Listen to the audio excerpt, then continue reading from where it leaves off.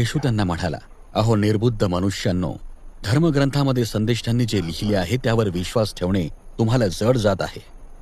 आपल्या गौरवात जाण्यापूर्वी या सर्व गोष्टी ख्रिस्ताला सहन कराव्या लागतील असे संदेष्टांनी स्पष्टपणे लिहून ठेवले नव्हते काय? नंतर त्याने सबंध धर्मग्रंथातील मोशे व सर्व संदेष्टांनी लिखाणामधून एकामागून एक उतारे सांगून त्या उतारांचा अर्थ आणि त्यात त्याच्या स्वतःविषयी काय सांगितले आहे ते त्यांना स्पष्ट केले. ते भोजनास बसले रस्त्यातच. येशूने भाकर घेऊन आशीर्वाद दिला आणि ती मोडून त्यांना दिली. त्याबरोबर एकाएकी त्यांचे डोळे उघडले आणि त्यांनी त्याला ओळखले. त्याच क्षणाला येशू त्यांच्यापासून अंतर्धान पावला.